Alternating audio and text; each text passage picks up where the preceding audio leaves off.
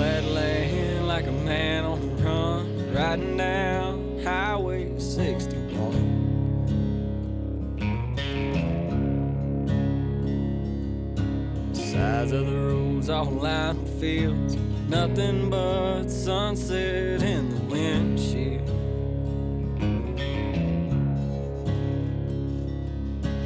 Feel it as soon as I ride into town. This is where I go to slow down.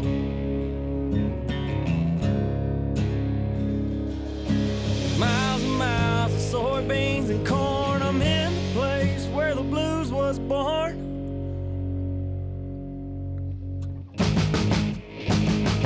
About a mile from the big muddy river, place I'll always remember. Cabin on the lake and a fishing pole. Forever here I'll rest my soul. I can feel my worries drift away from being out in the sun all day. No matter where in the world I go, I'll always find home on the banks of that oxbow.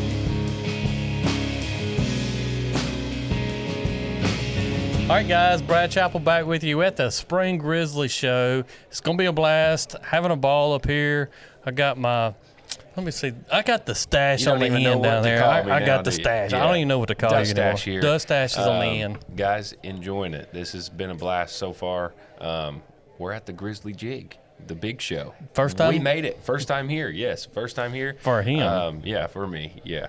I'm the new kid on the block, but yeah, it's amazing. If this place doesn't have it, you don't need it. They don't make it. Yeah, well, that too. Yeah, for sure.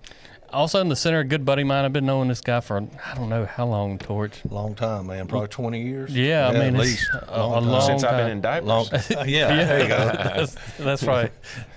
The diaper stash. The diaper rash. Oh, my God. Go ahead and Torch, give an introduction. Where you from? What you doing? All right, I'm Torch Tindle. I'm originally from Cleveland, Mississippi, but now I am a transplant of Madison, Mississippi, and trying to learn the rest, which Brad fishes all the time, and Eagle Lake, and I still fish Grenada, Sardis, and Enid. So my specialty is long. I love the long line. I love to pull crankbait. So when you see me out there, that's what I'm doing 90% of the time. So That's awesome. He's going to be dragging something behind the boat, too. Oh, yeah.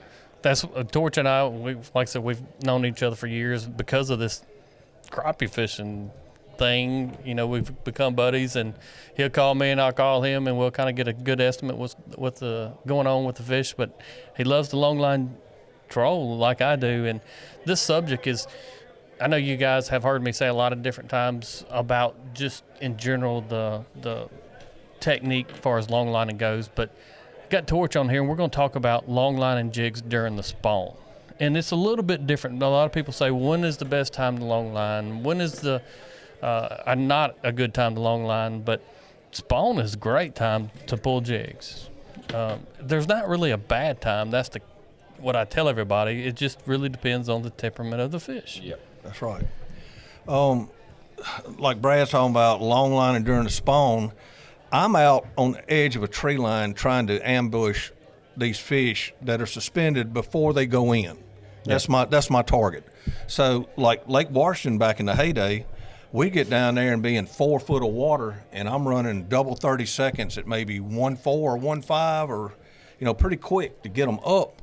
And then sometimes I'm running a single 1/32 jig to get it, shallow enough running. But it is a great way to cover a lot of water and a great way to pull in some big fish before they drop those eggs. How far are you from Barnett now? You said you're trying to. I'm 20 minutes. 20 minutes. I'm 20 minutes from Tommy's. Right there by the homeland. Yeah, I'm old Brad's home lake. Yeah, I'm 20 Let me tell you minutes something about this long line and about Barnett, though. I've seen firsthand. You're gonna have some luck doing that now, because I've seen Brad put it on him dragging that line. I called Brad when I got out there, and I told him, I said, well, I've learned where not to fish on Barnett. And he kind of laughed because I lost 50 jigs the first time I went out there. The stumps. Oh my gosh, it's just terrible. But oh my goodness. Yeah, hey, I got a pin for you to send you. Don't you worry. Hey, come springtime, I got you a ledge to go over the top of. Boy, you'll put it on. I hear you. That was during the spawn. Yeah, well, it was right before it. It was in March. It was during. It was through March. Yeah. Those fish were spawning. They were sitting on stumps and up kind of suspended. You were putting the smoke on them. I just kind of watched the show there for a while. Then I fished right behind him. I said, And I trolled behind them. I said, "There, my gosh, there they are. No wonder you're catching them." I went to working on them pretty good. Then he was that guy that got in my way afterwards, probably. Yeah, I was that guy. I mean, I had to wait. I was kind of just waiting for his lines to get out the way. When he'd pull by, I'm like, wait. There he goes. And then I'd get in there and fish. But, you know, Brad Longline, if you have kids in the boat with you, they'll never get bored. I'm telling you, because it's pretty fast and furious, and all they have to be able to do is cast. If they can cast, you know, they can do this. So really, just reel them in too. That's I mean, right. if they don't want to cast, right. you can launch it for them. Yeah, but they don't get bored. I mean, if you're sitting there watching poles, sometimes they get bored doing something else. But if you're long lining, they're pretty much back there, you know, waiting to jerk on a pole. So another thing, even if you're not catching fish at that moment, you're moving, and I think you think about makes a big difference. You know, the attention span of children are somebody that's not into fishing even. Right. Instead of sitting in one little spot, at least they're seeing the bank move and or different things, and also watching the graph. Yeah. Hey, here's the deal though. This is what you got to do with kids. You got to have a minnow bucket. Minnow bucket. They always go for the minnows. They're digging them out of there. Every time y'all have them, it is 90% of the time I'll tell the parents every time, hey, don't worry, they ain't gonna lose interest. I got minnows. They be like, what do you mean? I say, just wait. They'll start messing with the minnows. I'll have all of them will be dead in an hour, but they'll just keep messing with the minnows the whole time. It goes straight to the minnows. Yep. It's like playing in the live well too. And then, I was gonna say, then when you catch a few fish, it's all about the fish in the live well. They'll open and close that live well lid over and over. So. I hadn't thought about that. My 4-year-old grandson, last time I took him on the red with minnows, he killed about every minnow. Yeah. Netting them up, putting them back in. Dropping them on, watching them flop on the floor. And one time it was dead of summer, and I could hardly get these fish to bite anything. I had these perfect size minnows, and went a ways for them. And I got them, and I get probably 5-8 dozen of them, a lot of them. And I have 2 trips that day, and everybody run low on minnows in the summer. Everybody's low on them, so I'm so glad I got these minnows. I get in there, I got about a 4 or 5-year-old in there, and I keep hearing, be free, set free. I'm hearing weird stuff back Free there. Willy. Like, kept saying something about free, and I'm like, he's being silly. You know, we're catching the heck out of fish, so I'm busy unhooking them. And I turn around, and he is netting those minnows out and letting them out in the lake, just right over the boat. And I'm like, oh my gosh. He's saying, there goes 20 cents. Yeah, no joke. There goes 20 more cents. Than that, more than that. I mean, it was hilarious at the time. It was pretty funny, but man, he got a hold of them. I usually give him a couple pack of jigs too. Oh yeah. You know, I usually have like they'd eat them though. Kill a kid. End up in the mouth. Yeah. Get that out of your nose. Oh man. I understand. What's that? His little curly tail hanging out. Yeah. But this technique, and Torch hit it really quick, like you can take anybody out there, and during spawn, you know, these fish are aggressive. They're out there wanting to feed up and get ready to do the spawn. So pre-spawn, perfect time. Spawn is perfect time. Post-spawn is perfect time. So anytime you think about longlining, don't just think it's a one-season technique. But Torch mentioned it just then as far as shallow fish. And I think a spawn time, these fish are I really try to target in that 8 to 12 foot range. But back in the day when I fished Lake Washington day in and day out, we had to pull really shallow. And people ask, what's the depth range you can get jigs? And Torch, how shallow do you think you can honestly get a jig? I think I can run one of my 1/32 a foot and a half. Yep. I really do, according to what speed. I was going to say how fast. But that's what I was showing y'all. This willow blade, this big willow blade, I really think it makes it ride up. Yep, crazy. I think it goes up shallower, you know, and it helps. It's like a helicopter effect. Yeah, exactly. Pull on it a little bit. But like, you know, you have to speed up. And Brad will tell you this. Sometimes, you know, everybody says, well, you know, I'll go 1.0 or 1.1. I've caught them going 1.7 when they get aggressive. I mean, I've been moving sometimes and they bite it. So, but it's all amount of get the depth, get your right size jigs, get the depth, and get your speed nailed in. And I mean, it's on. Mm-hmm. And what I've learned in the past, all you got to do to make adjustments is turn a little bit left or right, and your jigs will go up or down, and you can find out a whole lot real quick. If they hit the side that drops, I know I need to be heavier or slow down, one of the two. Yep. Yeah. If they hit the side that comes up, I need to lighten up or speed up, one of the two. So They'll tell you. They'll tell you. Now, when they you go will. to turn like that and you catch one, do you try to do that more than one time, or do you just say, "All right, I caught that one, I'm going in on it"? Well, I zigzag sometimes, and people are like, "What are you doing?" I mean, I'm just zigzagging some, and you'll kind of figure out what's going on. So, but I'm saying, how many fish does it take before you switch it up? You're like, "All right, I'm putting on heavy." If it all happens on that one side about the third time, Okay, I'm changing. it's I'm all like changing. big. Donkey Yeah. Kong. Yeah. Just like different colored skirts, you know. If I got one pole out there and it catches one, and then another one, it catches another one. It don't take me very long to Yeah. figure out. And, Okay. and this is what's funny, because Brad's been on Eagle Lake, I have too, but I have used a Bobby Garland Mayfly monkey milk Oh yeah. since the second week of September. Every pole in my boat is doubled up with Mayfly monkey milk. There is no, the only thing I have is a different color head. Yeah. But I'm telling you, when they bite something, I'm not changing. Oh yeah. Yeah, I wow. get the same exact way. crazy. I've always heard the one of my favorite sayings is one fish is a fluke and two's a pattern. That's right. So if Exactly. I do something two to three times in a row, I'm getting stuck. Especially tournament fishing, same scenario. But Well, you go back as far as like turning that boat, and a lot of times just that speeding up that jig up can be the pattern. It's not even necessarily the depth all the way. It's that Making them jig. chase it a A little lot bit of times harder. these, and we've seen now with live sonar using different techniques, but we'll see these fish just chase a bait, and all of a sudden they'll go up and snatch them. Yep. Especially if you speed it up. yeah, That's right. That speed speed is up. everything. That's right. Yeah. Speed is everything. Speed is That's everything. right.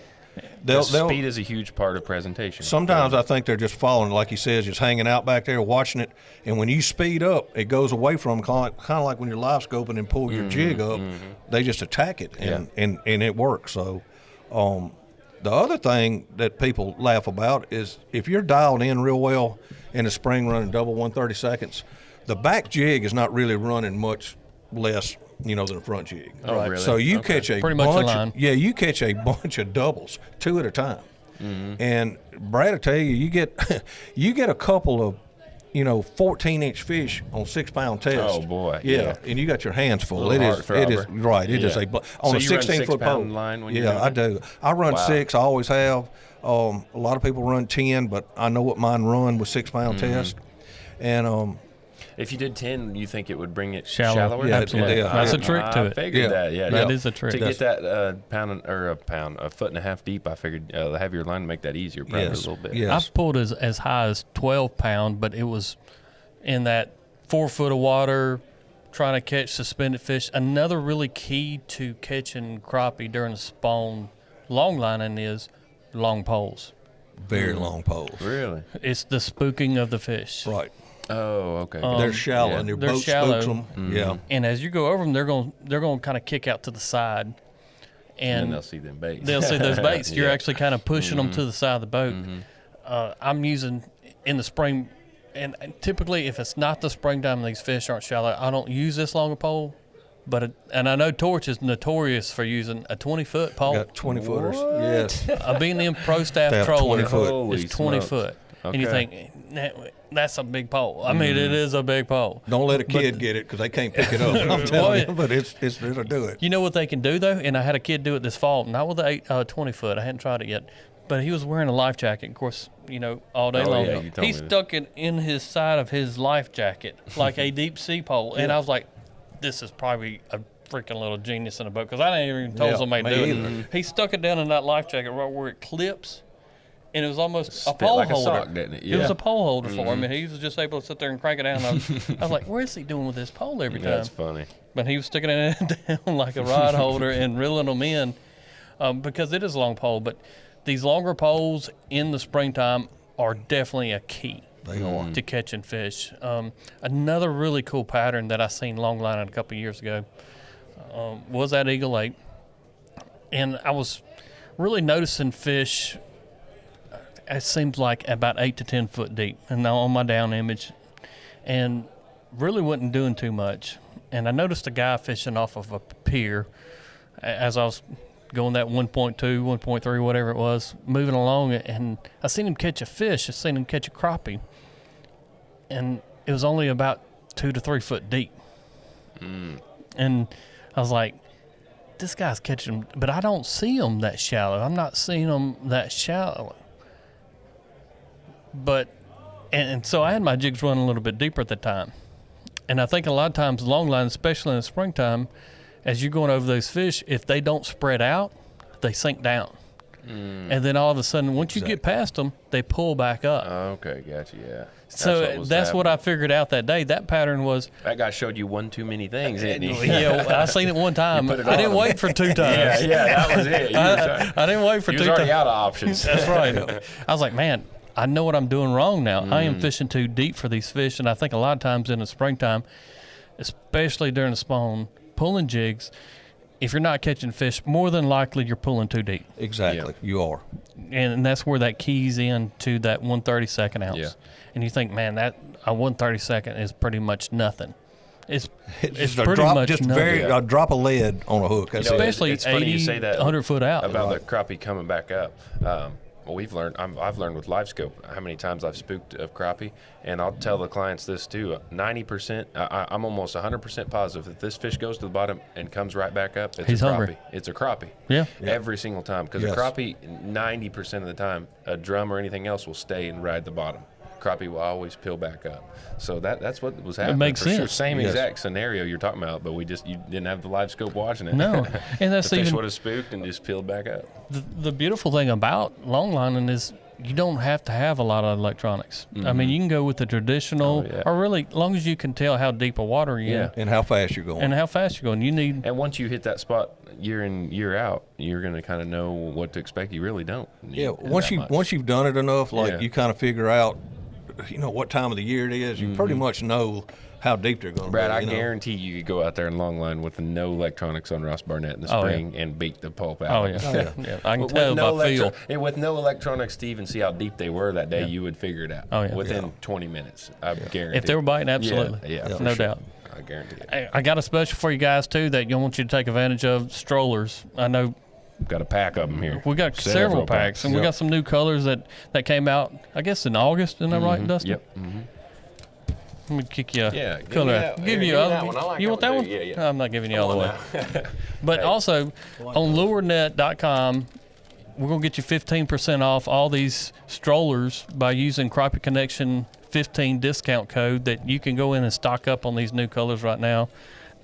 And real Torch, quick, I'm going to this- hit you with tell me two. what color that is. I know this guy knows it. That's ice, isn't it? No, The blue. Oh, there you go. Blue chrome. Yeah, blue chrome. Yeah, blue Man, chrome. that joker right there has been death for me. Hey, here's it is. two of the new colors he's talking about. We though, caught right them. here. We caught them early on that, and then we went to the monkey milk, and I have not changed since. I mean, I have not changed. He's a monkey mill guy. I'm telling you. This fried shad and plum fun are two of the new colors, and fried shad is probably one of mine. When we went to Grand and Yeah. tried all these new colors out, fried shad stood out to me big time. But I got for another sure, color here that's really hot in the spring for That me. right Love there that has color. been out, and it's been a go-to for me forever. I mean, Little it's Keystone Candy. yeah, Grenada, Barnett. It don't They have matter. that in the Slab Slayer series too, and I could put it on them with the Slab Slayers. I keep hearing that they're going to do a packaging, kind of like the mayflies on another. Baby shad is Baby is- shad, yeah. Baby shad right now, and It's in the works. it's in the works. A lot of things. Hey, we're always Bobby Garland is stout of keeping up with the game and always having something new coming. I'm Another proud thing I to be a wanted to part. bring up, even about the stroller series for Bobby Garland, that last year, they had to cut down on some SKUs, and Grenada Gold left. Yeah, I hate that. Well, Well, guess what? guess what? They're bringing it back. It's coming back. All right. They're actually got them poured before this show ever aired, and you should be able to buy them on lurenet.com. Yep. I know that they've got them done. So with the help of you guys, I was able to go to Bobby Garland and say, hey, look, this color, we love it. Yeah, and Mississippi is It great. He went to works. Bobby Garland like this. You got to get that Grenada Yeah. Gold back now. We want Grenada Gold Yes. back. And they listened and they brought it back. So definitely it's coming. Absolutely. Yeah. Or it's available now. It's here. Yes. Cool. Yeah, I noticed last spring I couldn't find them anywhere. I didn't know what was up. So then I found out Oh, they yeah. discontinued it's it. and funny. I'm I don't like, know wow. if, Brad, you're the same way, but as soon as a bait is not available, for some reason, I'm one of the first people I feel like Yeah, me too. To hear from it, because everybody's like, where's this guy? I'm Oh. like, hey, give me a minute, because I ain't got no idea what you're talking about. But it seems like there's a few colors, tadpole, Yeah. and a few of the original OGs that people, when they can't find them, I get phone calls and everything, think they dismissed them and they're all gone and going crazy. But I got a message. Today's Friday. I got a message Wednesday about Grenada Gold, even from a guy that was like, "Man, what happened? You Yeah. love Grenada Gold?" I was like, Exactly. "Dude, I've got good news. It's available. So it's available now. I know on And that's why lurenet.com. I'm happy people do get a hold of me and stuff like that, because I feel like they get so busy that they kind of don't realize or see certain little things, that certain colors aren't on the website or whatever, and it's good to tell people and get them to know, get them figuring it out. Dustin, what do we do on Tuesday nights? Oh, yeah, we got a Did we live. have we brought that up? No, we haven't, not on this one. Y'all tune in on Tuesday nights, Crappie Connection, on Facebook or YouTube. Tuesday night at 7 p.m. We don't miss one. And if I miss one, Brad doesn't. So he's there at 7 p.m. regardless if I'm there or not. We got a live show. We have a blast doing it. And it's something to check out. So we'll see y'all on Tuesday nights from now on. From now on. Yes. And if you have not hit that subscribe button, hit that subscribe button on YouTube. And if you're on Facebook, hit the follow button. Turn your notifications on. Torch jumps on there a lot and helps us with comments. And then we have so many great fishermen that help us. So even on our standpoint of things, Torch, I definitely appreciate the comments. For sure. It helps way more. You would not believe how many people have come up to me at Grizzly Jig already about today's bite. And another thing is I'm finally putting the face to all the comments. I enjoy that. Like I'm always reading the names and then talking to them. I've had a few people come up. My name's, I'm like, that's who I've been seeing comment on there. So absolutely. I was going to say to Dustin when we got in here, I've never met him before, just on Crappie Connection. Yeah. But you're bigger than I expected. He's a big You know dude. what? Yeah. You're the third person You- to tell me you that don't today. look- Today, yeah, just, well. a guy come up and shook my hand. He said, "I thought you was a little kid." Yeah, me too. And I'm like, a little kid? He said, I know they gave you a hard time about the mustache, but he said, I was picturing you being like, no offense, 15, 16, like little boy. I'm like, what? I get that a lot, though. I was just thinking from looking at you that you were like 5'2". I mean, I had no Yeah, idea. so He's a funny. giant, really. He's a big guy. That's Big, so tall funny. dude. Anyway, That wears Big what old size? goofy guy. What size hoodies do you wear? 1XL. That What is? Crappie I cannot Connection wait can't- for this comment. Yeah. Tell They said tell the 1X stash. Okay, guys, they say 1X ain't a size, but It's if not. there's 1X in front of the L, that means you're extra There's no large. Just one. letting y'all know. Just like he calls a dock a pier, it's actually a dock. Oh, I knew you. You wanted to touch that. You call it? Oh, you I wanted did to so go there. bad. Absolutely. well, it is a pier. Oh boy, here we go. Yeah. We'll take a poll on this eventually. Oh, But I will take it we'll back. Be a podcast. The We'll B&M figure it pole out. is not called a pier shooter. It's it's called a dock shooter. That's true. So there we go. There we go. Torch, you got to get out of here now. I don't know if you're coming back. Well, definitely, guys, I appreciate everybody's time. Go out there this spring, pull some jigs, catch some crappie longline, and you will not be disappointed. Turn your notifications on. Join us Tuesday nights. Today's bite. Holla.